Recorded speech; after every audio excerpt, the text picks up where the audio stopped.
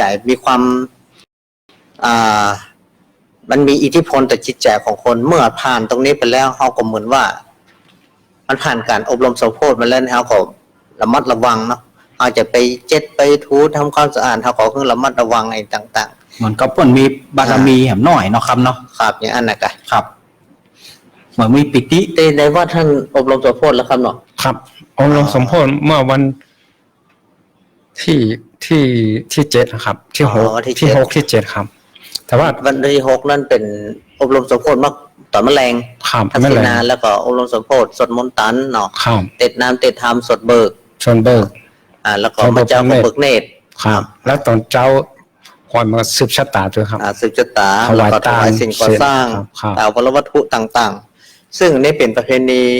วัฒนธรรมของคนล้านนาเป็นประเพณีที่ละเอียดอ่อนเป็นประเพณีที่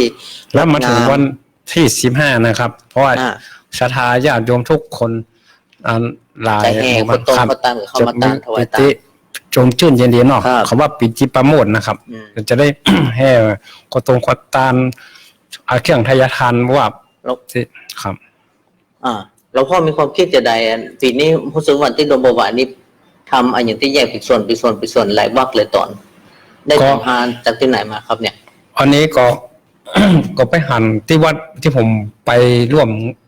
ทางประหลวงที่วัดอื่นก็มีนะครับเนาะผมว่ามันให้สบายดีครับเพราะว่าเวลาตาลกินประวัติตาลก่อนนะครับตาลเนี่ยก่อนกินมันรุนอย่างเงี้ยส่วนมากเขาจะหันกันติดตื่นเนื่องกันอะไรอย่างสมมติว่าตาลตุงไอ้หนอก่อนงานปล่อยหลวงสักก็มือ10 วันกาสักติด7 วันกาสักติดหรือว่า2 ติดกาเนี่ยตาลตุงก่อนเนาะตาลตุงหลังจากที่ตาลตุงแล้วก็จะมีการปล่อยหลวงก็3 วันกา7 วันก็สุดแต่เนาะส่วนมากก็จะเป็น3 วันวันห่อวันดา1เนาะ2 วันขดตาลเข้า3เป็นวันถวายเสียสร้าง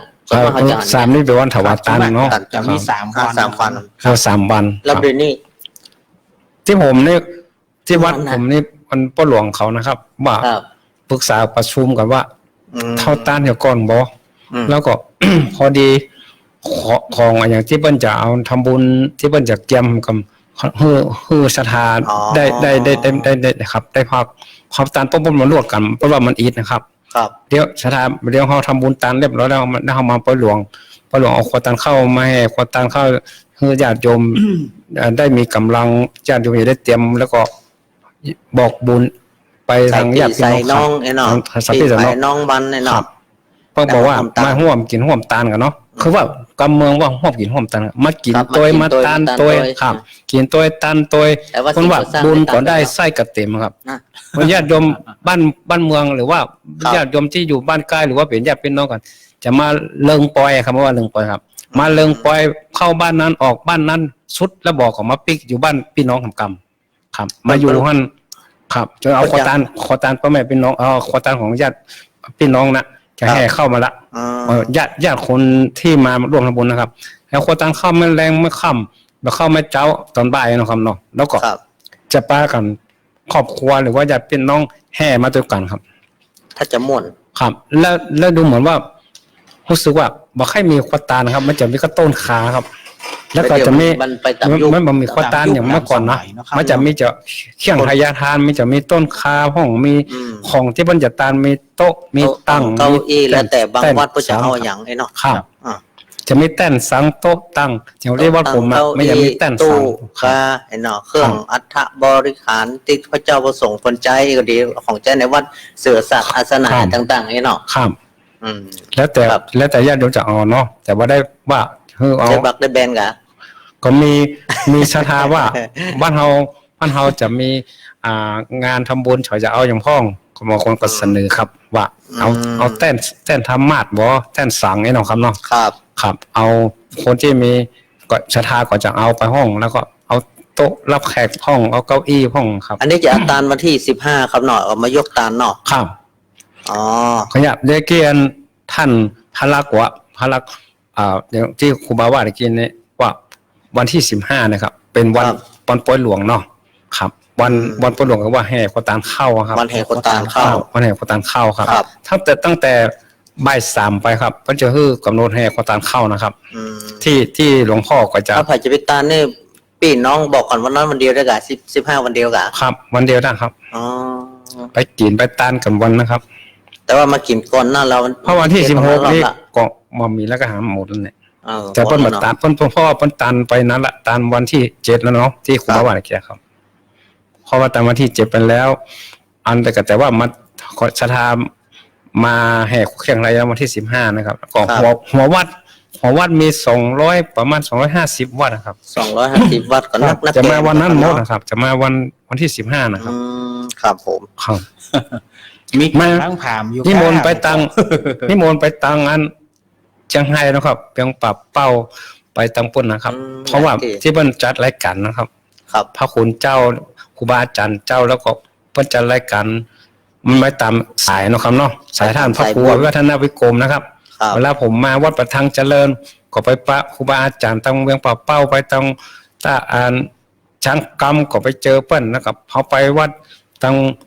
ดอนจันทร์นะครับต้นเปากันอย่างปะที่เชียงไฮ้ครับวันนั้นน่ะ ดอนจันทร์ ดอนจันทร์เนาะครับเนาะ ครับ ก็ไปปะครูบาอาจารย์เปิ้นครับ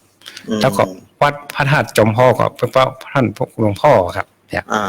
ก็ห้วยจักเปิ้น หลวงพ่อปฏิภาณพระครูปฏิภาณธรรมทิน ครับ หลวง เปิ้นยังถามผมอยู่ว่า ครูบาดอย ไปไป ไป ดอยเอก ไปเลี้ยงปลาเป้าไปเลี้ยงปลาเป้าวันนั้นยายเปิ้นลากหัวไก่แล้วเพิ่นยังถามผมอ่ะผมว่าละกำเดียวก็ได้กลับมาแล้วครับเนี่ยครับละมาเมินครับ ครับ เป็นอย่างคิดตึงหากันเนี่ยเนาะ อันนี้ก็คือการอนุรักษ์รักษาประเพณีวัฒนธรรม ซึ่งเรา ครับ ภาคภูมิใจเนาะที่ป้าอุ้ยแม่ม่อนบรรพชนของเราที่ผูกวิถีชีวิตกับวัดกับบ้านเป็นอันหนึ่งอันเดียวกัน ถ้าวัดมีการก่อการสร้างห้างแปลงอะไรอย่างสถานจะบ้านก็ลุ่มลากันเข้ามาช่วย ครับ กันกิน ก็ไม่มีกรรม ฉ อย่างที่ครูบาว่าเนี่ยนะวัดจะดีมีหลักฐานเพราะบ้านจ้อยนะ ค ครับ รับ บ้านจะสวยเพราะมีวัดดันที่ใสวัดกับบ้านพัดกันช่วย ยิ่งโอยชัยถ้า ขัดกันก็บรรลัยทั้งสองทาง ครับแล้วไปทางไหนอ่ะ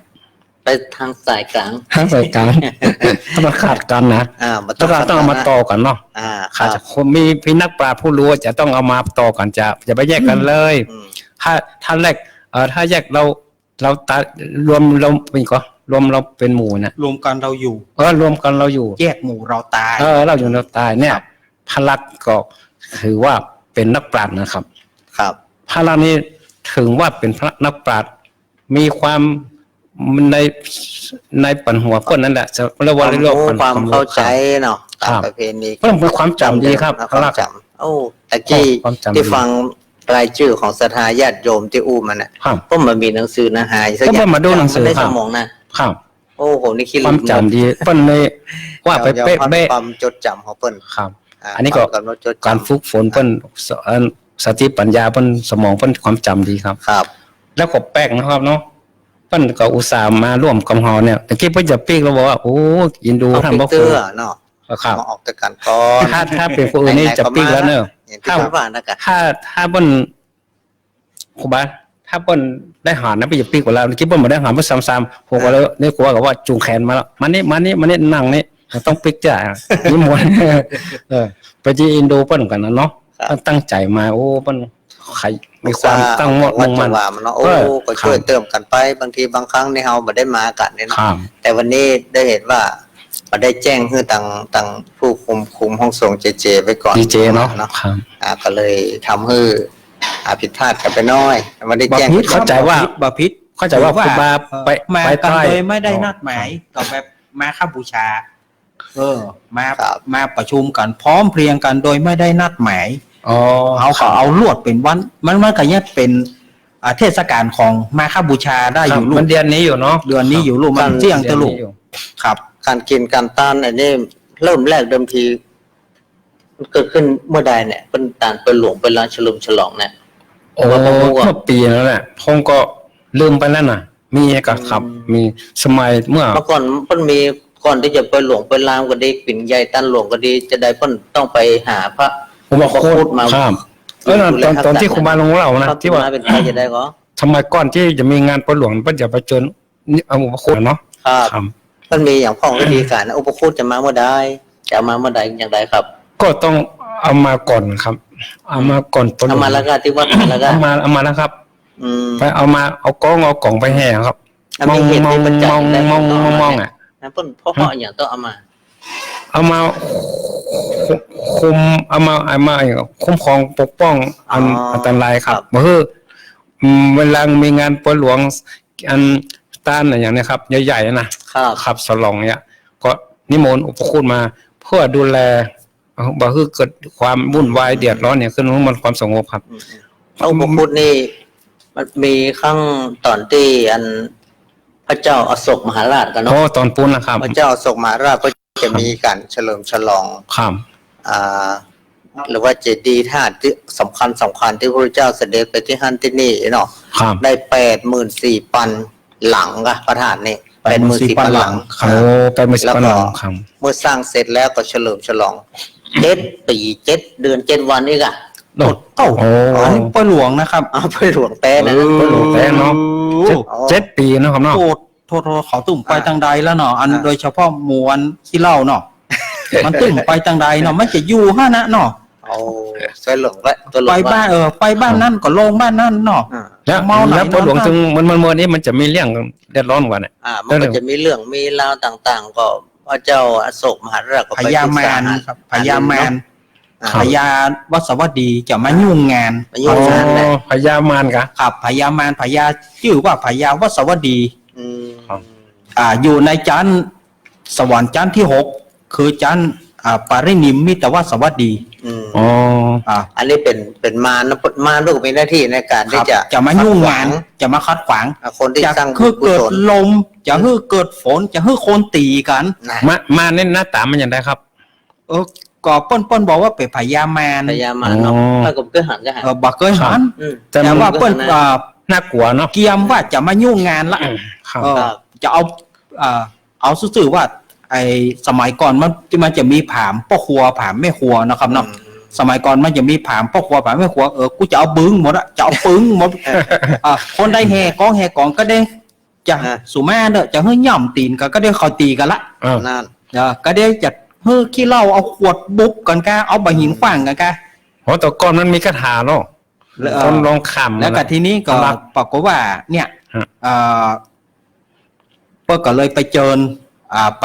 ญพระอุปคุตที่เปิ้ลอยู่ใต้สะดือทะเลอันนี้ตามที่ผมหูมาเนาะครับเนาะครับเปิ้ลไปเอาพระอุปคุตมาจากสะดือทะเลมาอยู่ปื้นทะเลมั้งครับอยู่ปื้นทะเลพวกนั้นอยู่สะดือทะเลครับแล้วก็เอามานิมนต์เปิ้ลมานิมนต์พระมหาอุปคุตพอพระมหาอุปคุตมาปุ๊บเนี่ยพระมหาอุปคุตก็ยับพญามารเอาไว้เกิงกลางดอย4 ม่อนแล้วก็เสกคือดอย4 ม่อนเนี่ยหนีบพญามารไว้หนีบพญามารเอาไว้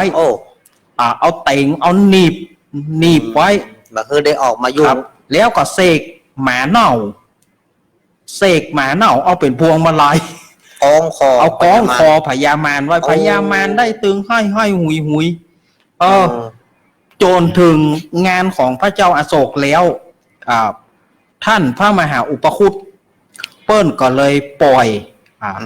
พญามารก็เลยครับพญามารก็เลยขออธิษฐานว่าในอนาคตการปูนจะขอเป็นพระปัญเจกพระพุทธเจ้าคือจะเป็นพระพุทธเจ้าก็บ่เอาจะขอเป็นพระปัญเจกพุทธเจ้าคือว่าหูเฉพาะตนเฉพาะตัวแต่บ่สอนไผขอได้เป็นพระสัมพุทธเจ้าเด้อเป็นปัจเจกพุทธเจ้าเป็นพระปัจเจกพุทธเจ้าตั้งแต่อ่านมาเปิ้นก็เลยยึดถือนั่นนะการถือนี่ก็ไปแห่อุปคุตตามแม่น้ำต่างๆอันนี้เป็นสมมุติเนาะครับสมมุติว่าเป็นอุปคุตก็คือสมมุติหินขึ้นมาก้อนหนึ่งงามแต่ต้องสีขาวก็สีอย่างจะสีอย่างก็ได้ก่อนแต่ว่างามเพราะมันเป็นก้อนหินมันจะมีโดดเด่นอยู่แกว่าสักก้อนหนึ่งแต่เอาแม้ต้องคนที่ไปต้องเป็นกันนะคนที่ไปห้ามไปคัดกันนะไปว่าอันนี้อย่าว่าเอามาไปได้อย่าได้มันมีลูกมันต้อง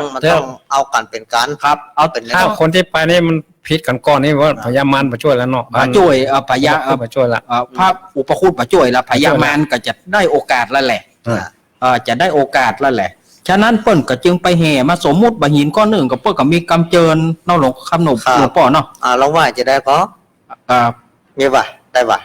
ไอ้เนี่ยก็ท่านมหาอุปคุตเถรังเนี่ยเปิ้นมีกำเจิญเปิ้นมีเนาะปูจานเปิ้นอย่ามีเวรตานนะปูจานเปิ้นจะเจิญมหาอุปคุตหรือครูบาอาจารย์เปิ้นเจิญอุปคุตท่านแล้วเอาไว้ไหนครับแล้วเอาปิกไปส่งแล้วก็แห่ปิกไปส่งตอนไปนี่เอารถไปฮับตอนปิ้งเลยเตรียมไว้อย่างต้องเอารถไปฮับนั่นนะเอารถไปส่งนั่นนะเอาลูกไหนมาก็ต้องเอาไปส่งที่นั่นครับเอาคนลูกที่ไหนมาก็ส่งที่เดิมเนาะเดี๋ยวเป้ยว่าแหละเอาไม่ใช่ว่าแล้วก็บอกเอากูไปก็เรียกว่ากำปื้อขว้างไว้เคยมีครับได้เนาะอันนี้เคยมีครับเคยมีกันเคยมีวัดนั่นน่ะไม่จะ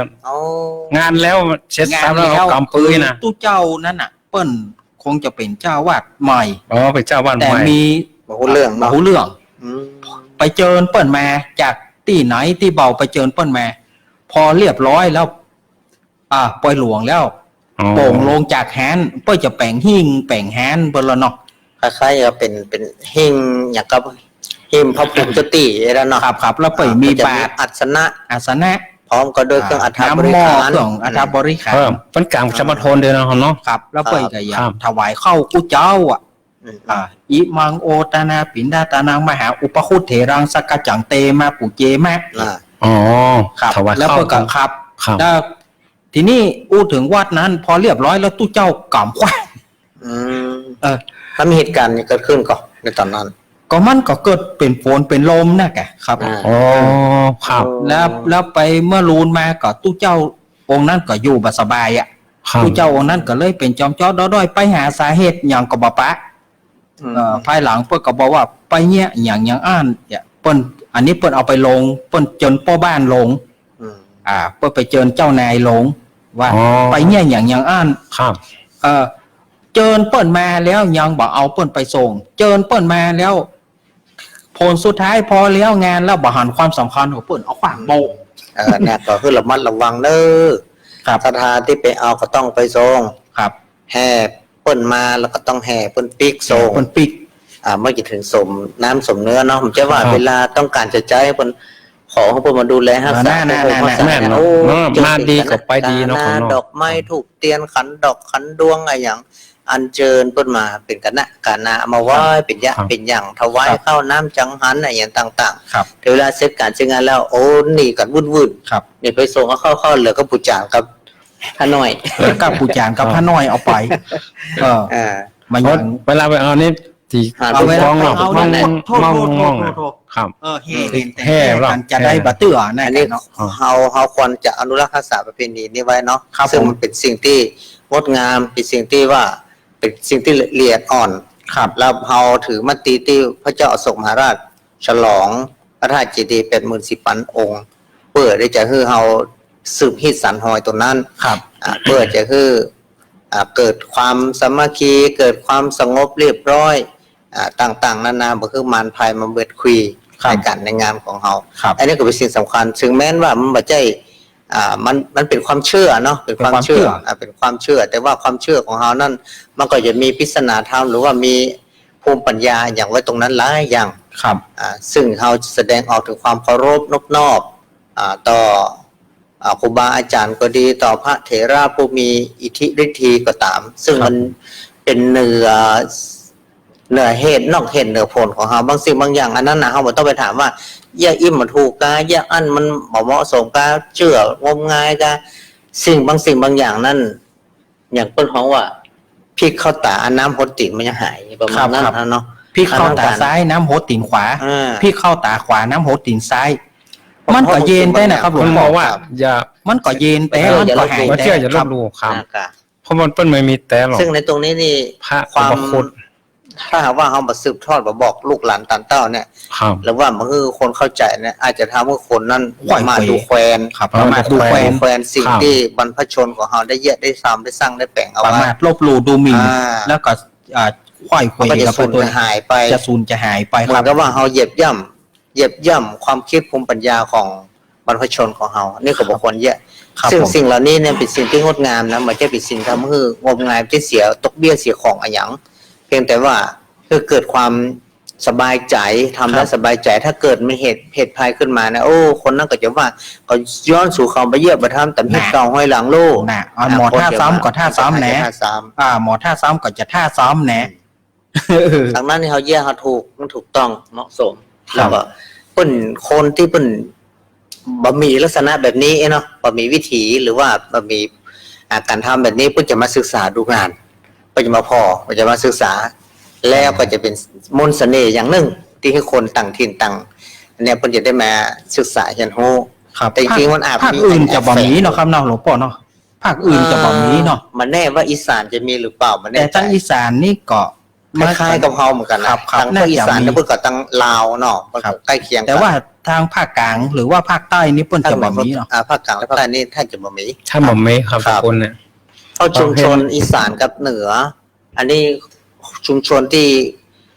จะได้รับการสืบทอดเป็นเหมือนมันก็ว่าเป็นเชื้อเผ่าพันธุ์ภาษาอย่างใกล้เคียงกันมากเนาะใกล้เคียงกันนักเช่นว่าการอู้การจ้าวัฒนธรรมประเพณีบางสิ่งบางอย่างแทบจะเหมือนเดียวกันเลยก็มีครับตั้งไหนก็ภาคอีสานนะอีสานนะครับแต่ว่าพูดถึงสมัยตะก่อนลาวก็ดีไทยก็ดีเหมือนบ้านปีเมืองน้องปีเหมือนก็ว่าเจ้าบ้านผ่านเมืองก็ดีนะเจ้าบ้านเจ้าเมืองต่างๆเนี่ยเพิ่นสืบกันครับเป็นญาติพี่น้องสืบทอดกันมาเหมือนอย่างกับว่าเป็นป้ายเป็นเคยกันอู้ง่ายเนาะเป็นเจ้าเมืองที่ไปมาหาสู่กันฮักกันเหมือนพี่เหมือนน้องแล้วก็ได้มีเจ้าเมืองต่อเจ้าเมืองเอาลูกเอาหลานต้นมาแต่งงานกันเป็นพ่อดองแม่ดองกันนี่ก็ดีเนาะมันก็เลยสืบทอดกันมาครับอันนี้เหมือนกับว่าไม่จะเป็นสายเลือดครับสายเลือดโลหิตกันมาใช่ครับแต่ยุคหลังๆนี่เจ้าบ้านผ่านเมืองต่างๆเนี่ยก็สูญสลายหายไปเนาะแต่มันเปิดความมีบ้านเฮาความมีเป็นลักษณะกันปกครองกันลักษณะแบบนั้นแล้วระบบพูดคำว่าสุบุรยานาสิทธิราชบ่มีแล้วแต่ว่าเป็นประชาธิปไตยก็ดีเป็นอย่างไรอย่างเนาะซึ่งมันก็เปลี่ยนแปลงไปแต่ประเพณีวัฒนธรรมยังคงอยู่เพราะมันอยู่ในสายเลือดหรือว่าอยู่ในประเพณีวัฒนธรรมของชุมชนที่เราคนอนุรักษ์รักษาซึ่งในตรงเนี้ยพอท่านครูเอามาเรียบร้อยอย่าลืมเนอะตอนส่งนะครับต้องส่งแล้วอย่าไปลืมเนอะต้องไปส่งไว้ที่เดิมเนาะเอาไว้ที่เดิมแห่เห็นแต่เหมือนเก่าบอกคุณพลลำประจันเอาไว้เนาะแม่นนะเพราะอาจารย์เป็นคนเอามาหรอกประจันดังนั้นประจันก็ต้องรับชอบได้เลยหรือประจันก็ขน้อยได้นะไปก็ต้องไปตรงหมู่นะไปก็ต้องไปตัวหมู่ของงานนี้ก็ต้องติ๊กส่งตรงหมู่เนอะงานนี้อันโดยความเป็นไว้ก่อนโดยสวัสดิภาพเนาะครับคือมันล่มก็เพิ่นได้ว่าคือสงบร่มเย็นน่ะเนาะร่มเย็นครับสงบร่มเย็นเป็นสุขเรียบร้อยมีเหตุเพศภัยพยันอันตรายใดๆเอาเบียนคุยเนาะครับเอาประคุดแล้วตรงวันนี้พระอุปคุตที่เอาต้นไม้นั้นได้ถวายข้าวน้ำจังหันไปทุกวันก็ถวายละแต่บางครั้งเพิ่นฉันมื้อเดียวครับเพราะว่าตามนั้นรักในห้างพระสันครับพระสันมื้อเดียวมื้อเดียวเมื่อเจ้านะครับเมื่อเจ้าก็เป็นจบครับจบเมื่อเจ้าท่าท่านสาธุชนทั้งหลายเนาะที่ได้ฟังกันอยู่เนี่ยบางที่บางถิ่นอาจจะผิดแผกแตกต่างกันไปคนเล็กคนน้อยถ้าหากว่าก่อนที่จะเปิดสายเนี่ยถ้าไผ่มีข้อคิดหรือว่ามีข้ออาจจะเสนอแนะหรือว่าจะมาร่วมเขาไหวร่วมจอยด้วยกันนี่เนาะมีภูมิหูภูมิธรรมอย่างป้อนน้อยป้อนนานป้อนจันลำวัดตลอดจนถึงผู้เป็นมีภูมิปัญญามีความรู้เกี่ยวกับประวัติของพระอุปคุตก็ดีจะมาเพิ่มเติมเสริมต่อหรือว่าชุมชนที่ไหนอย่างใดที่มีวิธีอย่างใดที่ฟังรายการอยู่ก็สามารถมาอู้มาเอิ้นอู้กันได้เนาะก็เสริมเพิ่มเติมกันได้เพราะในวันนี้เราประกิจนักการทำหลากหลายอย่างโดยเฉพาะเรื่องปล่อยหลงไปลามซึ่งต่อไปตั้งหน้าเดือน6เดือน7ออกมาเนี่ยออกแรงแห่งไข่มันจะมีงานประโยชน์หรอกผมมาครับปล่อยหลงไปลามอย่างที่คุณถามผมวันเดียวสมัยวันเดียวก็สมัยก่อนที่มันต่างกันนะครับวันเดียวนี้เขาบอกให้แห่มันแบบมันสายโลดอะครับใส่มันหลายอย่างเนาะที่บางที่นี่เพิ่นยัง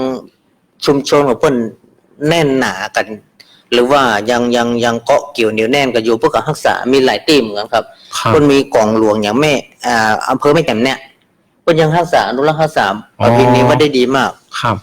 การแห่ปอยหลวงปอยลานนี่เพิ่นมีกองหลวงนำแห่ไปหรอกครับอ๋อกองกัมพูชาครับดึกเนาะกองปู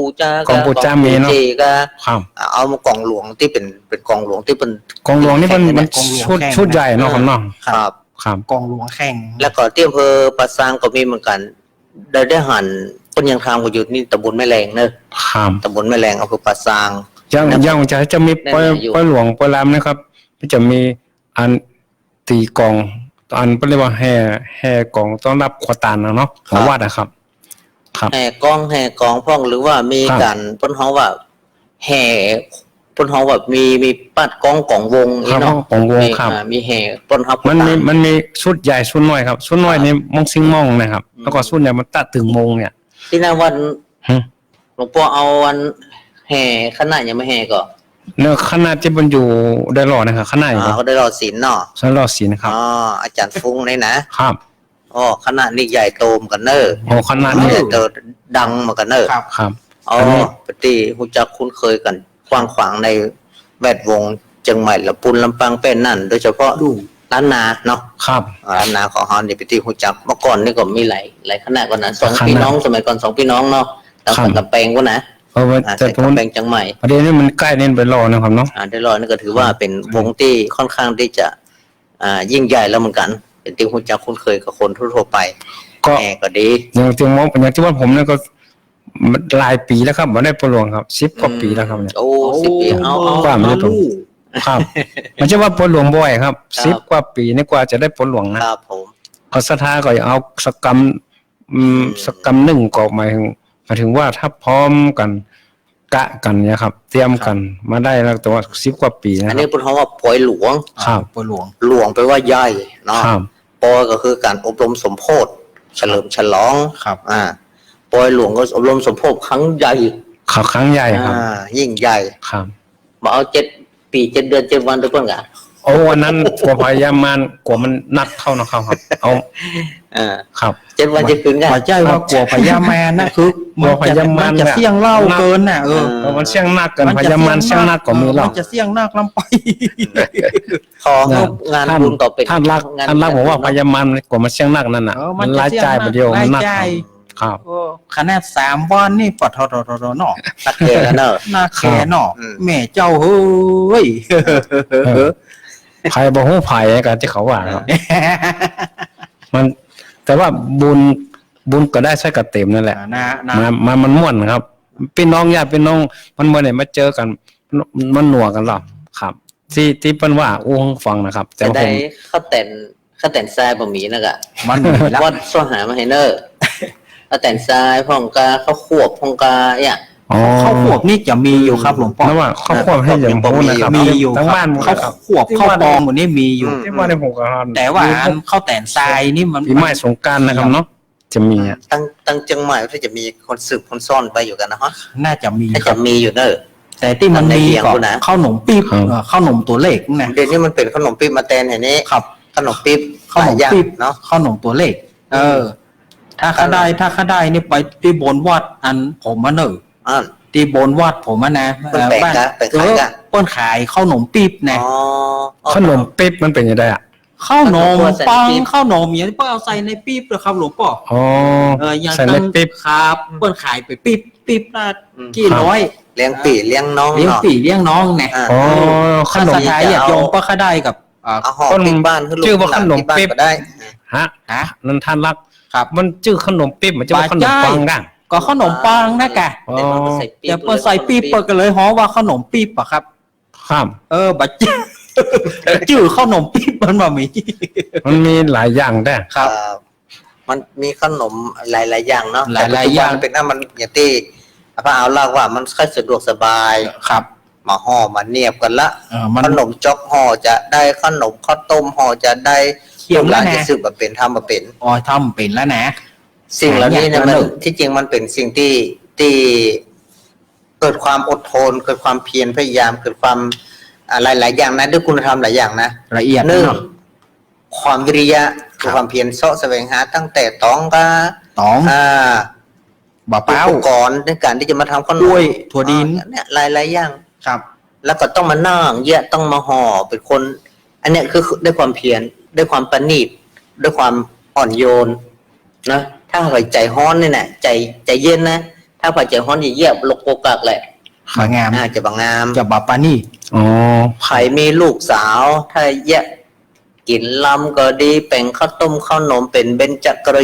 ลยาณีนี่ก็ดีนะเป็นผู้ที่มีความเรียบร้อยในการดูแลเอาใจใส่ครอบครัวเรื่องข้าวปลาอาหารพวกเขาเสน่ห์ประจวักเนาะ ครับ เสน่ห์ปลายจวัก มันจะเป็นสิ่งอย่างที่มีเสน่ห์สำหรับไม่ยากไม่ยิง ครับ ในยุคนี้สมัยนี้ก็มันก็เปลี่ยนแปลงไปตามยุคตามเหตุการณ์ก็อย่างที่ว่านั่นแหละ แต่ขอว่า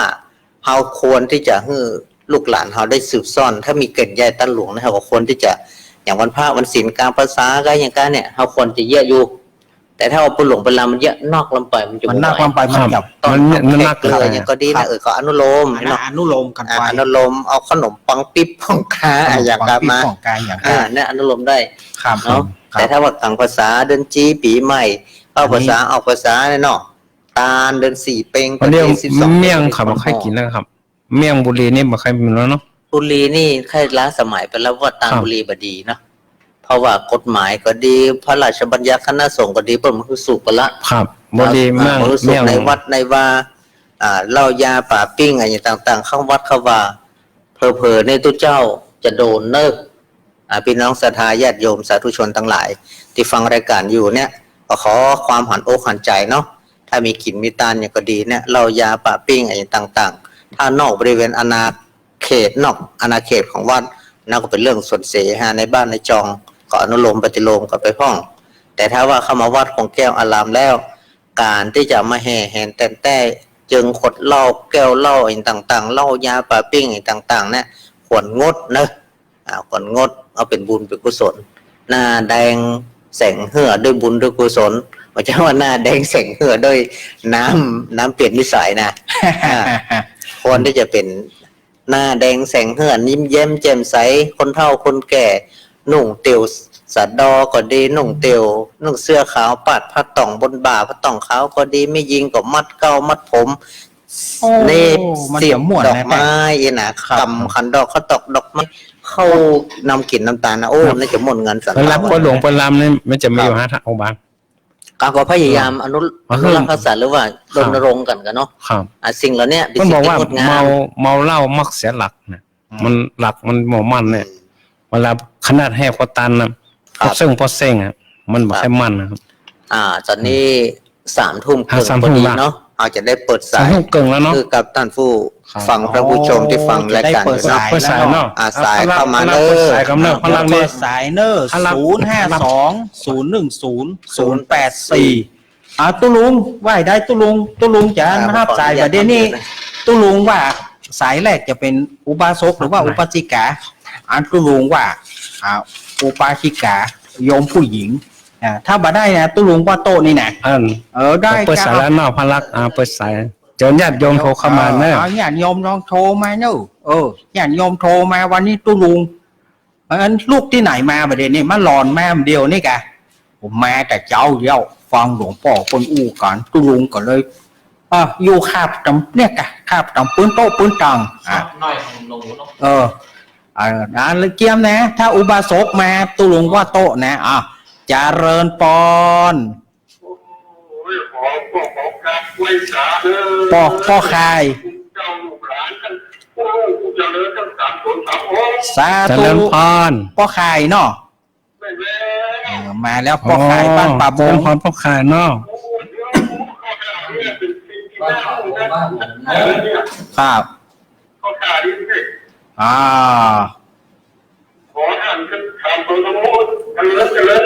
สาธุ อนุโมทนากับพ่อขายเนอะ พ่อก็ได้บุญเหมือนกันนะเนอะพ่อเนอะคือพ่อได้บุญเหมือนกัน เนาะจะได้มาพ่อหลวงพ่อลำโดนเนอะถ้าอยู่ใกล้เนี่ยนะพ่อขายนะ โรคติดบ้าน เอาน้ำล้างไงกะ เอาน้ำล้างอย่ามันยกออกเถอะพ่อง มันถ้าไปติดนักอ่ะ หน้าบ้านเนาะเสียงก็ถึง จิตร่างกายมันบ่ฮือเนาะบ่เป็นอย่างนู้นฟังถึงวันเนาะสาธุนะพ่อเนอสาธุเนอสาธุ โมทนากับพ่อขายเด้อคนยมพ่อขายเนาะพ่อขายบ้านป่าบงป่าบงของบ้านของโงมครับตำบลของโงมเนาะสาธุเนาะสายต่อไป0520100084เนอโทรเข้ามาเนาะจะตั้งใดจ้าจากทางใดอันนี้มนต์ครับเจริญพรพระเจ้าเจริญพรเจริญพรแม่โทรจากที่ไหนไม่เพนก้าเพนคนสู้ชีวิตไม่มีริมิตชีวิตเกินหมื่นตอนแรกกับว่าเจอเดียเด้อนอนี่แต่ละดีเจ้าครับขนมเป๊กก็เป็นขนมปลอมเด้อแต่ขอบคุณทั้งหลายเด้อขนมนะแม่นะขนมปังปิ๊บเนาะกำลังใจเนาะยินดีแม่เพนเนอร์เจริญพรตัวลุงกติกาว่าย้ายได้เลยเอาตัวลุงกติกาแล้ว010084เจริญพรเจริญพรเจริญพรเจริญพรนี่แม่เนิ่มเอามาจากไหนเอาจากตังใดโทรจากตังใดแม่สีน้อยเมืองฝางแม่ว่าจะได้ห่านไปหลวงวันได้แม่ก็จะตามตรงวันที่14แล้วพ่อหลวงก็มี21 22 23เดือนเนี้ยมีนากุมภาก็กุมภานะครับโอ้เจ้ไหนก็มาฟังก็แม่ว่ามาเขาตามตรงเนี่ยเขาจะตามไปภายหน้าแล้วจะรู้ว่าการทุกวันของบุรุษเขาอีกมันจะได้ว่าจะดีว่าครับก็ได้ทั้งนั้นนะแม่เพราะอุทิศส่วนบุญส่วนกุศลเนาะก็จะห้อยปลายตุงก็ขึ้นสู่สวงสวรรค์จันฟ้าหน่อยพูดถึงนะส่วนตันเฮานี่เฮาจะเป็นตันทำบุญอุทิศ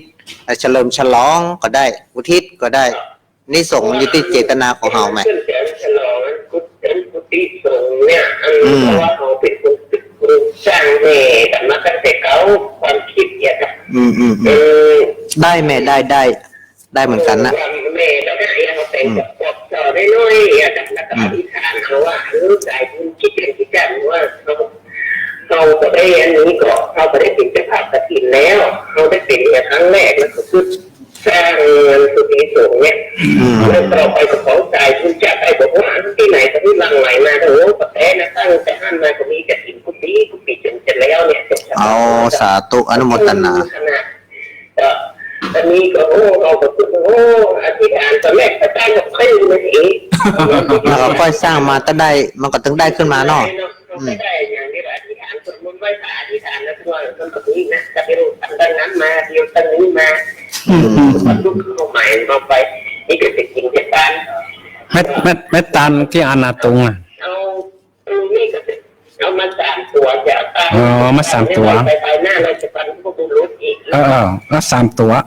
เป็น2 ตัวแล้วก็จะเอาอ้ายตัวเอาน้องตัวนะคะอนุโมทนาบุญกับแม่เนอสาธุชัดเจนเนาะยินดีเนอสาธุโอ้นี่โทรจากเมืองฝางเนาะเมืองฝาง0520100084สายนักอยู่เนอะเจริญพร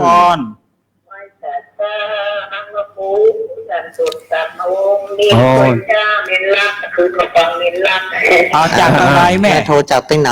โทรจากทางใดแม่อุ้ย4,000ได้4,000เนาะ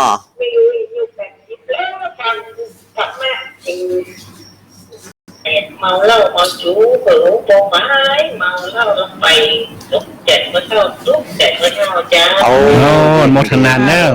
อนุโมทนาแม่สายทองเนอะ ก่อนเนาะจะได้ไม่เอาพ่อหลวงเอากรมาตัวเนอแม่เนอ สายทองทันยัก ไม่ ษ์ เอา เกี้ยว มาพ่อหลวงแล้วก็เอากรมา นี่ ตัว เปิ้น จ้ะ ก็อย่ามี 0520101084ใส่ต่อไปเนาะไม่ใส่ทองตะกี้ขออนุโมทนาเนอะ สายที่ห เจ ก ริญ ครับ พร เจริญพรเจริญพรตีละเนอ อ้าวจากต่างใด ทีนี้ตามยอด พ่อบุญตันป่าไร่ มาตลอดนั่นแหละ ฟังมาตลอดแล้วเนาะพ่อบุญตันเนาะพ่อบุญตันว่าจะได้วันนี้ วันนี้มาทำว่าได้ แต่วันนี้มาหมดวันนี้ มาหมด ครบทีม มาหมด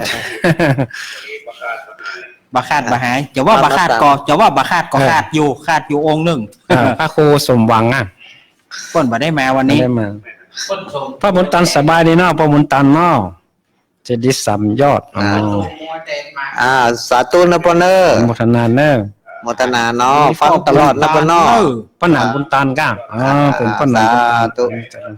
กำลังใจ ยินดีจัดหนัก สาธุเนอพ่อบุญตานเนอ สาธุ พ่อบุญตานปลาไร่คือเตือนี่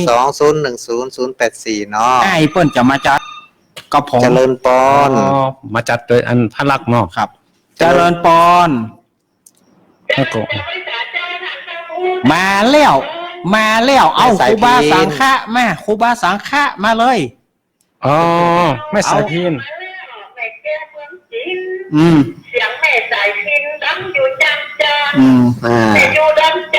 ตรงหินตรงสร้างอำเภอเมืองปานตันพระ น่ะ โมดึงวันขอแม่ดึงบัลลังก์รายการตักเจ้าผู้ตุนผู้องค์ได้ฟังธรรมะแล้วหายหลงกดหลง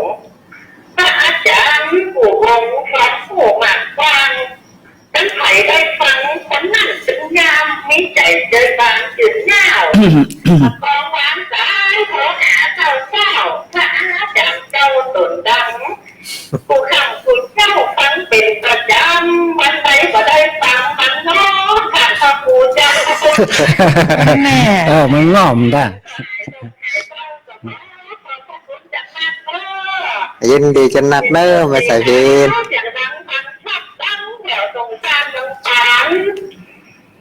จะเจ๊งเนอฟังสู่รายการแต่มันเขาตัดตันเจ้า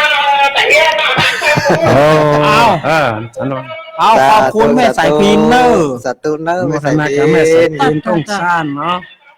อ้า อ้าว ก่อน เอาขอบคุณเนอ โมทนาเนอแม่ บ้านโฮงไฟแดง มีก่อนสดๆอะไร โฮงซ่านไฟน้ำเงินสายต่อไป สายต่อไปเนอะ สายที่8 0520101084เนาะ ต่อไปสายที่ มา 8 เลยสถาญาติโยม จากทางใดจ้าครับ เจริญ สายที่ พ แปด ร เจนทง จากต่างใดแม่ รายงานตัวมาเลยแม่ แม่อุ้ยอวนกิติรังกา อ๋อแม่อุ้ยกะแม่อุ้ย มาแล้ววันนั้นสันขวางวันนั้นเปิ้นมาไฟแดงแล้วอุ้ยอวนว่าโทรมากำเนิดป่ะโทรมาหรอสันขวางเหมือนกันวันนั้นน่ะเฮ้อมันตาลสกรรมเนาะอ้าวแม่อุ้ยอวนว่าจะดอยว่าจะดอยว่ะ วันนี้พันลักมาแน่แม่วันนี้ไม่พันลักมา 100นะจ๊ะ แม่อุ้ยอวนฮับกำแปงเกี้ยว100เนาะสาธุแม่มันได้ละนี่ รับกับ แม่นได้ละสาธุ สาธุเนอะแม่อุ้ยอวนเนอะ รับกำแพง สาธุ สาธุอนุโมทนาแม่อุ้ยอวน นั่นแม่เนอะสาธุ แม่อุ้ยอวนกิติลังกาบ้าน วัน สัน รับ ขวาง กำแพง1 ห้อง100 บาทเนาะอนุโมทนาเนอะขอจะ เจริญปอน สาที่9เจริญพร อันนี้จากต่างใด ให้ปันนี้ก่ะ แม่ฉลาดแก่ซ่อนแม่ฉลาด แล้ว ลำปางหนาลำปางหนาน่ะ แม่ฟังหลายคนกับแม่ตังปูน เ ในหมู่บ้านเรา มี ฟั ไฟ งกัน พัง ก็ ตัวอีเนาะพังคนเดียวเห็นเลย โอ้วิทยุรู้ค่ะพังอ่ะ ว่าเล่นมาได้เนอะแม่เนอะว่าเล่นเอาหมด เข้าใจดีนะ เออ มาเจอทำไมเจอแต่พอแขกมาแต่เนี่ยนี่บ้าง แม่ฉลาดอำเภอพันแจ้ซ้อน มันไปตามยุคตามสมัยแม่ละอ่อนเดี๋ยวมันก็มีน้อยแล้วก็เขาไปเรียนหนังสือกันนักเนาะแม่เนาะ เขาไปอยู่ที่อื่นเนาะ ไปอยู่ที่อื่นแฮะ แม่ฟังตรงวันนะแม่เนาะเอา พัง โมท ทุก นา วัน แน่ คนบอกคนพังประจำเนี่ย จ เดียวกันเนอะเจ๊เงียนพอหลังคาก่อน สาธุนะแม่เนอะบุญรักษาบุญรักษา ต่อไปสายที่10ครับ เนาะ ครับ เจริญพร สายที่ สายต่อไป 052010084เนอะ ครับ เจริญพร เดี๋ยว สุเกี้ยวสอนศรีนุสรศรีราพรศรีเตี้ยฟังอยู่เนอะ แม่ก็ แม่สุเกี้ยว แม่สุแก้วครับ ศรีราพรศรีเตี้ย เขาอยู่บ้านสองม่วนเลยเจ้า ครับผม จอแจอย่างกับนกจอกเข้าหางกันไหม เยี่ยมมันม่วนดีเนาะแม่ เน้นว่าคนชี้แจงสามคนแจ้งดีเนาะ หน้ากะ แจ้งแต่ตาเจ้ามันมืดแน่ โอ้วันน้องกระไรที่ยังมีจะหลอกแต่ มีไปหลวงวันที่15นี่แม่ แม่สุแก้วมาเนอะ ถ้ามีโอกาสเวลาขอน้อมเจอ มันใกล้เนี่ยนะใกล้สิเตียนเนาะมาเจอ ไกายแบบมักกา เนาะ ไกาย วันที่15นะแม่เนอะมาจอด ขี่รถมาสัก10 นาทีก็ถึงละ โมทนา เจริญพร หมดแล้วนะครับ แม่อุ้ยสุเกี้ยวสอนศรีนุสร ละลายมาละ ศู ลาน ย์ ศรี ย ราพรศรีเตี้ย052010084เอาญาติโยมโทรเข้ามาแถม สายที่11 ไป เนาะสายที่ 11 11เนาะครับ ไอ้11แล้วเขามาเรื่อยๆได้อยู่เนอะยังหลายเวลาเห็นนักอยู่ปะเลอะเวลาเห็น10 เจริญพร โทรเข้ามานักเนอะวันนี้นะ เจริญพรเจริญพรติดแล้วติดแล้ว ติด จาก แล้ว ทางดอยฮะ ไม่จ่ายเจ้า อัน แม่โทรจากไหน แม่โทรจากที่ไหน โทรจากท่านอาจารย์แม่บอกว่ามันจะจางเลยหรอเนาะ แม่บัวคำมิเนาะ คำอาจารย์ แม่บัวคำบ้านตาจางเวียงหนองล่อง โอ้ใกล้ ฟังตึงวาน โทรตั้งแต่เจ้าแล้วก็ คนบอกให้ตังค์เสร็จเนาะ กดบอกให้ตาลเปลี่ยนแหลมแล้วเอาตาลแล้วแม่ว่าจะได้ อ่า แม่ว่าจะได้ วันนี้วันงานศึกษาสุดปันโน สาธุ ยินดีกับแม่นะแม่ปีถามก็นอ แม่บัวคำปันตัดจ้าโมทนา เป็น กับแม่ กำลังใจเนาะบัดเป็นอย่างเนอะสาธุอนุโมทนา เปิดสายให้ญาติโยมได้โทรเข้ามาเนาะ มาเรื่อยๆเนอะ กำลังใจนะแม่เนาะมาพระหลวงวัดกุฎวายแต่แม่เนอะแม่บัวคำสายต่อไปสายที่12 เจริญปอน มาแล้วโกวิดวัฒนกุลมาแล้วมาละ ยมโควิดบันเดอร์หลังถ้ วัฒนกุลมาแล้ว ำวันนี้ปีได้ฟังว่า ได้กะอันเสียงนี้จำได้ง่าย ไปจะได้ฟังวันนี้ฟังแล้ว ๆ ไปจะได้ฟัง จะลอยละเจฟังเปียไว้ละ ที่สามท่านพระครูที่สองแล้วก็ ไปหลวงที่วัดจะไปเริ่มเนิ่มให้โควิดปอกโควิด สา เจ ธุ ริญพรเนอะ เนาะ ปอก สา เจริญ ธุ พรปอกโควิด วัฒนกุล ไอโควิดบ้านดอย 052010084เนอะ ท่านนักปนุจักใกล้กันหรอ โทรเข้ามาได้เรื่อยๆเนาะเจริญปอน มาแล้วพี่ไอสุทัศน์กู้ภัย55โดยหล่อ เรื่องนี้แบบอันฝากประกาศเรื่องที่เรื่องว่าเรื่องนี้ต้นแต่หมอคือส่วนแบบนี้แหละ หายของ อ๋อ กู้ภัย55โดยหล่อ ผู้พันห้า กู้ภัย ผู้ภัยห้า 55ครับเปิ้นจะกวด อัน คนขึ้นฮอขึ้นตรวจพอ ควรเพราะว่าไผ่ลักเผาขี้โคไอ้เนาะ ครับผม อืม โอ้ คือระมัดระวังกันแล้วกันเอาขี้โคขี้ขามเนาะ ประเด็นนี้เล่นอย่างอี้เลยเนาะ โอ้ ถ้าหาว่าไผ่ เผาขี้โคแล้วกัน ก็จะปรับ ก็บอกเผาแล้วเผา ไม่ให้เผา ต้องให้เผาเนาะ บาฮื้อเผาเตื้อจนกว่าปุณพฤษภา ไม่สหกรณ์ก็เผาครับผม พฤษภากันเนาะ พฤษภาครับ ยินดีจะนั่งเนอพี่ไอเนอร์ตีบอกกล่าวข่าวขานข่าวสารเนาะ กำลังใจเนาะ ยินดีจะนักจะเนอ ยินดีเนอะปิ้งไอสุทัศน์เนอะ ขอนวัฒนาเนอะ เป็นไงสุทัศน์ ไอสุทัศน์กู้ภัยแห่สันติสุขดอยหล่อนี่ประจำ 052010084เนาะ มีก็แหโอ้ ติดตื่นเนื่องกัน วัน เนอะ นี้ บางทีมัน ติดตื่น จ้า เนื่อง น้อย เปิ้นฟังหลวงป่อนะกันเนาะ เจริญปอนตึกอันตึงโม เจริญปอนเอาจากตั้งได้โยม ดอกคำใต้จังหวัดพะเยา แม่อู้ดังน้อยแม่ เสียงแม่เบาเนอะ เสียงเบาไปหน่อย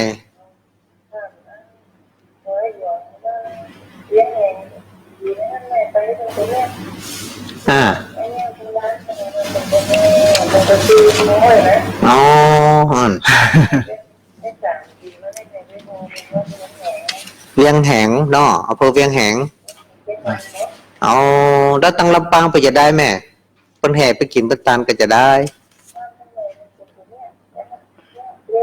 อันเสียงใครก้อยไปหน่อยไผก็ไหมอันไผก็ทัน เปิ้นอยู่ดอกคำใต้จังหวัดพะเยา ครับ ครับ แม่หยางแม่หยาง แม่อย่างก็แม่ บัตรตานเปิ้นแหมแล้ว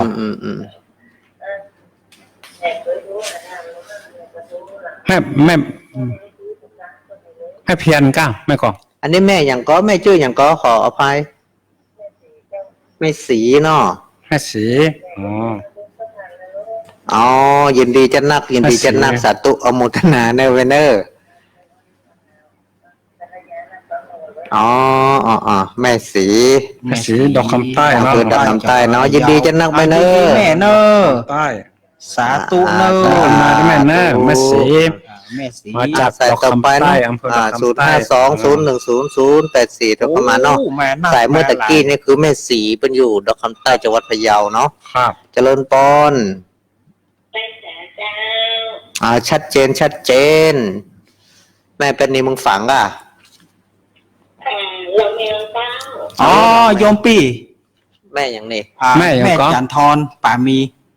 แม่สายทองปาเม แม่จันทร สององค์แล้วก็ผ้านักเกิดนะจ้า อ๋อ แม่ อัน จันทร แม่จันทรป่ามีอันโอ้สวัสดีนะโยมปี จ้า โอ้ จันทร์ ก็เดียวว่าผายติ้นไหนอีเนาะ ให้จันทร์ลำปางเนาะ เรามีเอาครับ เรามีนามสกุลปามี อ๋อ ป่ามีโยมปีว่าจะได้ เขาก็คือกำลังใจครูแล้วก็ผ้าเอาล่างเลยนะ เอาสาธุเนอะยินดีเนอะโยมปีเนอะ จ้าฟังอยู่เด้อ เอา มาได้ลืมรายการนี้เลยเด้อ ป่าได้ลืมเตื้อนอ ในการพูดจาภาษาธรรมนี่นะเนาะ ครับโอ้ แม่ อนุโมทนา แม่ฟังตรงวันนะแม่จันทร์ไม่เอาป้นหลวงอันเนอะมันทำบุญจัดการไม่ใกล้หรอก ทนาเนอะ เราแมวนี่ใกล้กันเนาะ เราเมียวเนาะ สายต่อไปเนาะตังใดจ้า สายที่16ครับสายที่ 052010084เจริญปอนให้สักสองสาย 16 เนาะ เอากี่สายครับทางค สั รับ กสองสาย เอาจากตังได้แม่ จากตังได้ อย่างนี้ จากลี เป็นหัว บ้านบวกอำเภอลีเนาะ แม่ยังก็ครับ แม่ชื่อแม่หยาง ไม่รู้ แม่หลงแม่หลง แม่หลง บ้านบวก บ้านบวกอำเภอลี อำเภอลี ทำมินล่างแต่ เฮ้อ เป็นคนดีก็ โทรบัติดเนาะ นี่จะโทรจังเปากินเดียว ติดประเดียว ติดประเดียว โอ้แล้ว ตั้ อง ก แต่เก้าตั้งแต่แรกว่า ตั้ง แม่ แต่แรกมาแล้วเนี่ย ตั้งแต่เล็ก น่า โอ้ดีละโชคดีน่ากะอนุรักษ์รักษาประเพณีหินหอยนะแม่เนาะ มินล่างแต่ลูกนี้ เฮ้อตะคืนกับฟังเนาะ โอ้อนุโมทนาที่ได้ฟังกันอยู่ฟังแล้วจะไปใกล้กันนะ อันนี้แม่หลวงเนาะอำเภอ แม่หลงครับ แม่หลง แม่บุญหลง อ๋อแม่จะแม่หลวงกับแม่หลงเนาะ แม่หลง อ๋อ อนุโมทนาเนอะแม่เนอะ แม่หลงอนุโมทนาเนอะอ่า บ้านบวก อนุโมทนาบ้านบวกอำ เจ เภ ริ อ ญ ลี พรขอเป็นสายสุดท้ายเนอะแต่นี้ เจ นะ ริญปอน ไหว้ศาลเจ้า จากตังดอย ยังว่าสังกัดยืมของเป้าเจ้า สันสลีอำเภอเวียงป่าเป้าจังหวัดเชียงราย แม่ยังก็ แม่ยาง แม่ถนอมเจ้า แม่ถนอม แม่ถนอมบ้านสันสลีอำเภอเวียงป่าเป้าจังหวัดเชียงรายนะแม่เนาะ เจ้า เอายินดีจ้านะแม่ก็ฟังไปครั้งแรกในกระโทรมาติดนี่ ฟังเงินแล้วเจ้าจะโทรบัตรการเปิด อันนี้โทรติดครั้งแรกก็แม่ เจ้าโทรติดนั่นแหละเจ้า นั่นจำบัดอันชื่อใหม่ๆนี่ก็จะจำขึ้นมาแล้วบัดใจผ่านมาหลายเตือเนาะติดละ มันปนาแล้วก็มาโทรบัตรติด เอา โอ้ แต่ก็ไม่ โทร ฟัง แค่ แล้ว ติดได้ไหมได้ มาล่าความเพียรพยายามไม่ ละ เถอะ ความเปลี่ยนเนาะ วันนี้ ครับ พันลักมาช่วยกัน พยายามเนาะมาเอาจนได้เนาะ เจ้า โอ้ เป็นลูกเล่าโคหอมตัวเนี่ยเอาเนี่ย โอ้เรื่องพูดเรื่องมัน ฮะ ถ้าอุปกรณ์ตั้งบ้านแม่ของคนแย่เจ้า เนี่ยอยู่เนาะ ถ้าบ้านแม่ของปกติแล้วนี่ก็อยู่งานไปนี่เจ้า โอ้ อ๋ เนาะ อพ่อหลวงแล้วละกันแม่ เดี๋ยวไป พอลง แล้ว เสร็จแล้วไปแล้ว เจ้าแม่ไปแล้วเจ้า อืม ไปเอาอุปกรณ์เหมือนกันนะเจ้ามีอย่างเดียวแต่ มีบอกกันจ้ะ อันนี้คือประเพณีล้านนาของเฮาแม่เชียงใหม่ลำพูนลำปางแป้น่านพะเยาแม่ฮ่องสอนโทรขนมนี่ตั้งบ้านที่โทรนักอยู่เนอร์ น่าคือเนาะ เนาะ เนอร์ เปิ้นยังสืบกันเนาะ เจ้าตั้งแค่นี้โทรอยู่ขนมจ๊อกก็ต้องแต่ที่ อ่า โอ้ดีแต่ดีว่า แต่ประเภทตั้งเชียงใหม่ลำพูนก็เป็นขนมปังปิ๊บ ร้านเข้าไปเนี่ยแม่เขาบอกพอมีเฟืองนี่มันเขียวนี่เนี่ยอยู่ โอ้ เปิ้นมีอยู่เนาะ อ๋อ เป็นสี่เพลงที่ผ่านมาไหมเนาะ เดือนสี่เพลง จันสี่เปลงแล้วมาเนาะประเดี๋ยวนี้ อันนี้ได้หูเนาะที่ไหนตั้งใดมงใดจองใดบ้านใดเนาะสืบ สัปดาห์นี่มีอยู่ สืบทอดสืบสานถึงลูกถึงหลานเด้อ อนุรักษ์รักษาไว้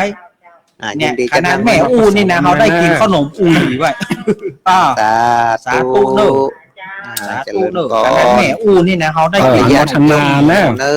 อนุโมทนาแม่ถนอม แม่ถ ต่อน ไป อม ก่อนที่มนต์ท่านพระครูช่วยทวนสายค ครั รับบ ผม ทอนสายเนาะ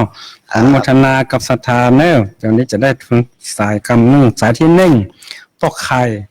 พันหนงโง่เนาะ บ้านป่าบง บ้านป่าบงอำเภอหัวงม ตำบล พวก หั หั ว ว ง ง ม มบ้านป่าบงหัวงมครับสายที่หนึ่งพ่อขายก็ฟังบอกให้กำลังใจท่านพระพันลักษ์ตัวท่านพระครูสองรูปแล้วก็พันลักษ์ตัวก็อนุโมทนาเนอะสายแรกพ่อขายสายที่สองแม่เพนให้กำลังใจเนาะบอกว่าให้กำลังใจสู้แม่เพนครับให้กำลังใจก็อู้กันไป แล้วก็สายที่สามแม่สีน้อยแม่สีน้อย แม่สีน้อย แม่สีน้อยอำเภอฝาง อำเภอฝาง อู้ก็เลี้ยงตามตุง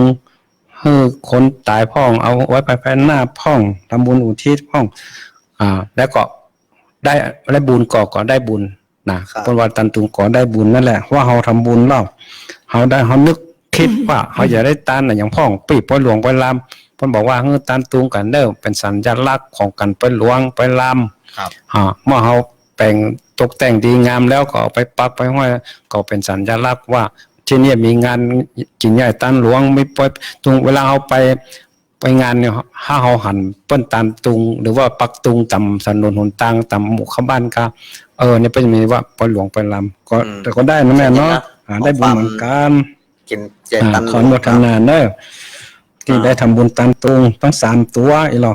แล้วก็ต่อไปสายที่สี่แม่สีพันบ้านห้องหลวงแม่สีพันห้องก็คือกำลังใจแม่ฝังถึงว่านสายที่ห้าแม่สายทองบ้านห้วยกันอันนี้ก็มีก้อนเป็นประจำนะคือกำลังใจตัวทั้งพระทั้ง ทั้ง3ลูกเนาะแล้วก็สายที่6ป่อบุญตันบ้านเจดีย์ เจดีย์สามยอด เจดีย์ เนาะคือปลาซาง บ้านไร่เจดีย์3ยอดเนาะ ครับป้าบุญตาล เปิ้นป่าไร่ อ๋อมันตาไร่เนาะ นามสกุลเปิ้นครับป่อบุญตาลเนี่ยนามสกุลป่าไร่แต่เปิ้นอยู่บ้าน อ๋อ เจดีย์สามยอด อ บ้านที่ที่สามยอด ครับ ขออนุโมทนากับพ่อบุญตามด้วยเนอะให้กำลังใจแล้วก็สายที่7แม่สายพินอำเภอทุ่งซ่านเนาะอำเภอเมืองพานทุ่งซ่านบ้านทุ่งซ่าน ขออำเภอเมืองปานจังหวัดลำปางครับผม อ๋อครับอันเนี้ยมันได้ยินเสียงก็จำได้แล้วเนาะ แม่สายพินกัลยา คือก่อนสดๆเนี่ยก่อนพันลักษณ์ตัวพันลักษณ์ก็บอกว่าโอ้ก่อนนี้มาทั้ง3ลูกรวมถึงพันลักษณ์ไอ้หรอก่อนเปิ้นน่ะมาจัดรายการม่วนแต่ม่วนว่าโอ้ก็จะมันมาวันนี้มาพร้อมกันบ่ได้นัดหมายกันเนาะต่างคนต่างมาเนี่ยดีเจก็ว่าโอ้วันนี้คงไม่มีใครมาเดี๋ยวนิมนต์ท่านลักมาร่วมกัน แล้วก็สายที่8แม่อ้วนนะแม่อ้วนนี่สานขวางเนาะ สันขวาง เพิ่นก็ฮับทำบุญร่วมกับสร้างกำแพง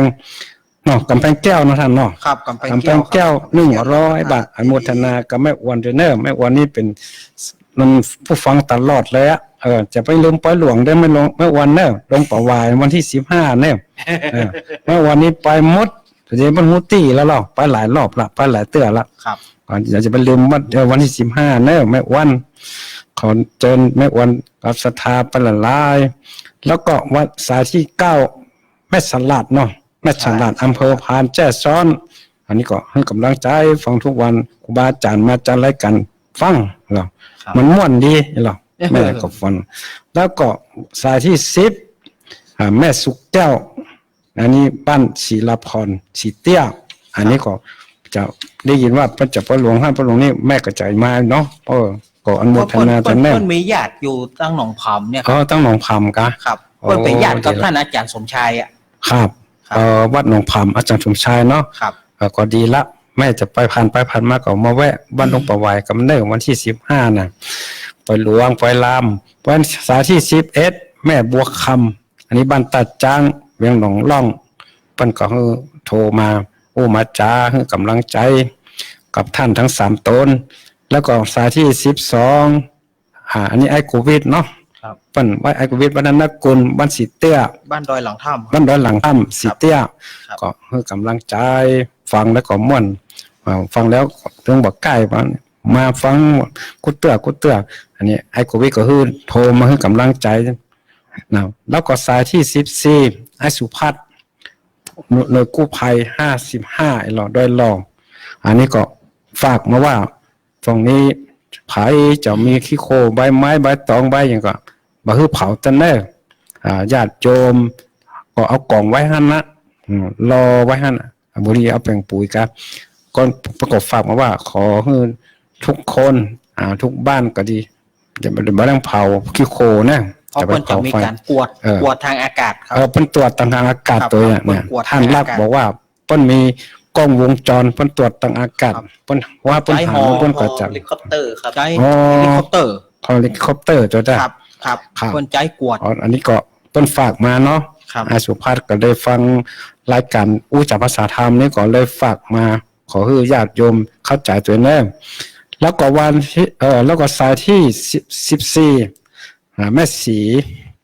อันนี้มาจากพะเยาดอกคำใต้ท่านพระครูสถิตบอกว่า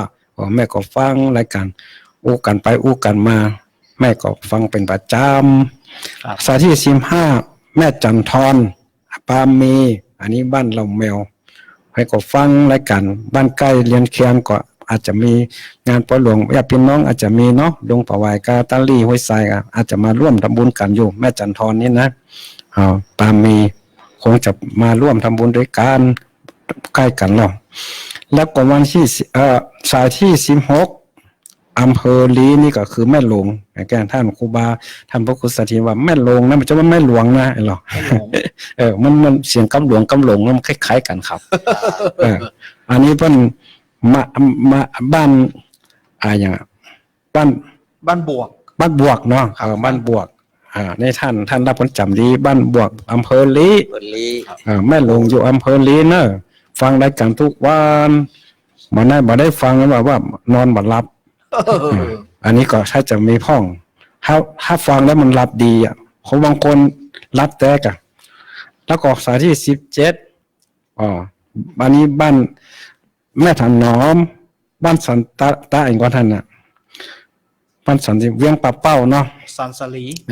สันตะหลี สันสลี ส ครับ ลี ฮะ สันสลีไม่สลี สันสลีเนาะ ครับ บ้านสันสลีเวียงปะเป้า เวียง อันนี้ ปะเป้า คนขออนุโมทนาเด้อท่านแม่ถนอมสายสุดท้าย อันนี้เพื่อก่อให้กำลังใจที่บ้านเปิ้นก็ปล่อยหลวงก็หาแล้วนี่มีกระตันตุอันมีอุปคุตเหมือนกันเนี่ยอย่างเพิ่นก็ทำไป อันนี้ก็มีอันรักษาเหตุห้อยตัวเนาะบ้านเมืองเขาอารญาติโยมศรัทธาท่านสันสนทั้งหลายได้จะรับฟังอุจจาภาษาธรรมทั้ง3 องค์ วันนี้ก็มาพร้อมกัน แต่ว่าท่านพิเศษน้อยวันนี้พิเศษน้อยท่านรักชื่อว่าท่านรักเอาน้องคนจำง่ายหน่อยเพราะว่าเปิ้นก็อายุ50 ปลายละเปิ้นก็มีเมตตามาโปรดมาเทศนามามาจากภาษาธรรมให้ศรัทธาญาติโยมได้หายง่อมหายงานก็ดีนะแล้วก็ให้กำลังใจก็ดีญาติโยมก็อินดูเปิ้นก็ให้หอมบริจาคหอมสร้างกำแพงแก้วตัวนี้วัดเปิ้นก็พัฒนามาหลายๆอย่างเนาะเอาละขอสุดท้ายนี้ขอนิมนต์ท่านพระครูให้ฮึบตำราศรัทธาญาติโยม โอ้ตุลาเลย อ๋อครับสุดท้ายแล้วเนาะขออนุโมทนากับศรัทธาญาติโยมทั้งหลายที่ติดตามรับฟังมาตลอดวันพุธทุกวันพุธก็ดี วันนี้อาตมาทั้ง3 ตน 3 รูปได้มามาจาขอตำราศรัทธาญาติโยมทั้งหลายไปก่อนเนาะใจโยจยะวราจิตถีขอปันปริหึกกันทั่วหน้าสารธรรมผู้จาภาษาธรรมคนนี้หมดเวลาลงขอปฏิปักษ์กันวันพุธหน้าเดือนนายอายุวันนะสุขกายสุขใจอยู่สุขสบายหายโรคโศกเศร้าน้ำทำคำสอนของพระพุทธเจ้าจึงยึดเอาอย่าละมีคนนับถือฤทธิเตจะเจริญก้าวหน้ายาวนานพ้นจากทุกสุข3 ประการอายุยืนนานเหมือนกันทุกท่านทุกคนอายุวันโนสุขขังปะลาสาธุอ้าวเจ๊